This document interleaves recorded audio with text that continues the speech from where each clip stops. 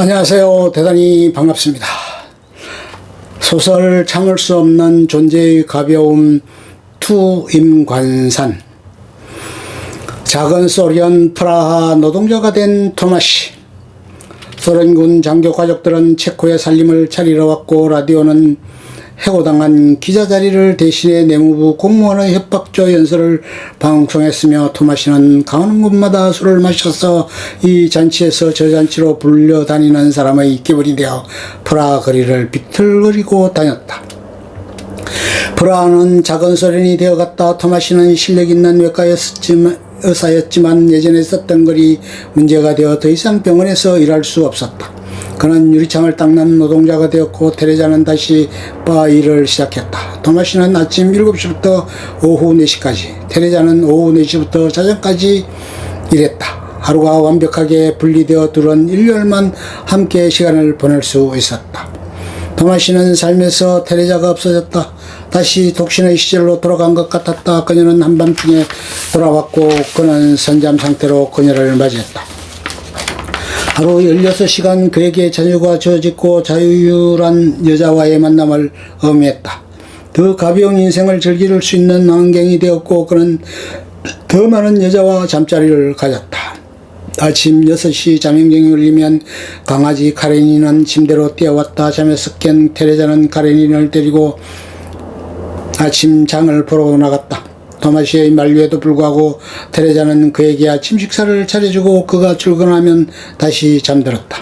일요일을 제외한 다른 날 그와 대화하기 위해서는 그렇게라도 해야 했다. 그녀는 우유빵 버터를 사고 여느 때와 다름없이 테레사를 위해 크루아상 하나를 산다. 돌아오는 길에 카레닌은 크루아상을 물고 그녀 곁에서 타박타박 따라온다. 테레자의 행복한 농촌 생활. 토마시와 사랑과 섹스가 서로 다른 개념이라고 생각했다. 그걸 테레자에게도 이해시키려고 노력했다. 토마시는 나이가 들수록 더 가벼운 사람이 되어갔다. 테레자는 그 가벼움을 이해하고 싶었지만, 그러기에 그녀가 살아온 날들이 너무 무겁고 심각해 그의 가치관을 받아들이기 힘들었다. 당신 머리카락에서 몇 달 전부터 심하게 냄새가 나. 성기 냄새가. 말하고 싶지 않았어. 그런데 당신 정부의 성기 냄새를 들어마신 지가 몇 날 밤인지 모르겠어. 토마시는 테레자의 말에 위경련이 일었다. 며칠 전 그의 얼굴에 걸터앉아 그의 얼굴과 머리끝으로 정사를 하라고 요구했던 여자가 떠올랐다. 토마시는 고통스러웠고, 테레자는 그의 이 말을 계속해서 쓰다듬었다. 둘은 나란히 누워 아무 말도 하지 않았다. 프라하를 떠나 시골 마을로 들어갔다. 공산지하에서 시골 마을 농부들은 소장용으로 전락했다. 많은 사람이 도시로 빠져 틀을 잡기를 꿈꿨다. 농촌은 점점 한산해졌고, 국가는 시골 변두리에 무관심하게 되었다. 이런 흐름 덕분에 시골 사람들은 도시 사람들에 비해 어느 정도 자유를 누릴 수 있었다. 토마시는 마을 트럭을 몰았고, 테레자는 하루에 2번씩 마을 송아지를 데리고 불밭으로 나갔다. 그녀 옆에는 항상 카레닌이 있었다. 불밭에 도착한 그녀가 책을 읽기 시작하면 카레닌은 무리에서 이탈하는 개체가 없도록 소를 몰았다. 일과가 끝나고 셋은 근처 언덕으로 산책을 갔다. 전원생활 이후 토마시는 과거 얻은 인연과 단절했고, 그 사실은 테레자를 행복하게 했다. 테레자는 술주정뱅이가 우글거리는 바와 토마시의 머리카락에 생긴 냄새가 남기는 미저의 여인들이 있는 도시화로부터 멀리 떠나게 되어 행복했다. 두 사람을 위한 마지막 헌신. 카레닌이 암에 걸렸다. 수술받은 4번째 다리를 절뚝거렸지만 여전히 테레자를 따라다녔었다. 이후 움직이지 못하게 되었을 때 테레자의 무릎을 베고 누워있었다. 카레닌은 죽었다. 숨을 먹기 직전까지 절뚝거리며 그들에게 다가와 산책하러 가자는 신용을 했다. 두 사람의 즐거움을 위한 카레닌의 마지막 헌신이었다. 카레닌을 땅에 묻던 날 테레자는 비로소 알게 되었다. 그녀의 집은 토마시가 아니라 바로 카레닌이었다는 사실을. 어느 날 테레자는 트럭 앞에 쭈그리고 앉아 바퀴를 분해하고 있는 토마시를 봤다.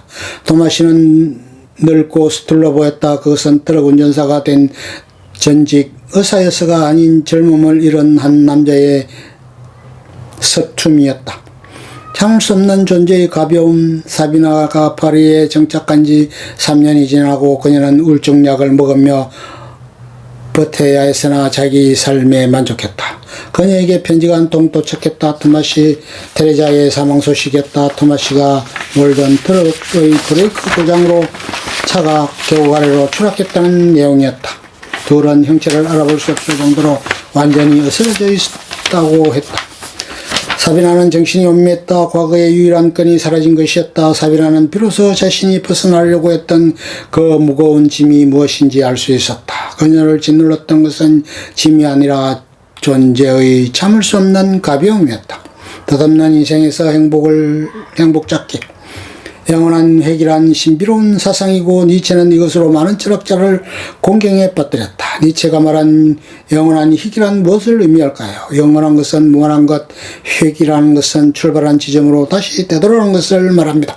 두 의미를 이어보니 영원한 회귀란 메비우스의 띠를 도는 구슬과 같은 무한한 반복을 뜻하는 것 같습니다. 우리에게 부정할 수 없는 사실 하나가 있습니다. 인생은 단 한 번뿐이라는 것입니다. 한 번 지나간 인생은 두 번 다시 돌아오지 않습니다. 전생, 후생, 현생이 나누어 있다면 잘못한 인생은 바로잡거나 앞으로 더 잘 살기 위해 시행착오를 겪을 수 있을 것입니다. 하지만 니엇을 없는 인생이기에 우리는 특별하지 않고 안전한 보통의 삶을 추구합니다. 그러다 문득 인생은 아무 의미 없다고 느낍니다. 메비우스의 띠를 따라도는 구슬에서 우리를 발견합니다. 하지만 인생의 덧없음을 느끼는 것은 당연한 일입니다. 사실 그것이 인생의 본질이기 때문이죠.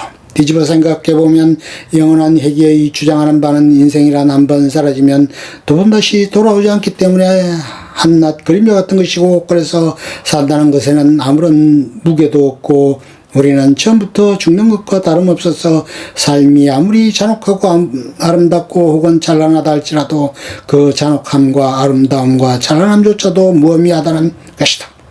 우리는 행복하기 위해 살아갑니다. 하지만 동시에 쉽게 불행을 느낍니다. 단적으로 가벼운 일상이 반복되면 자극성이 없는 인생의 무료함을 느낍니다.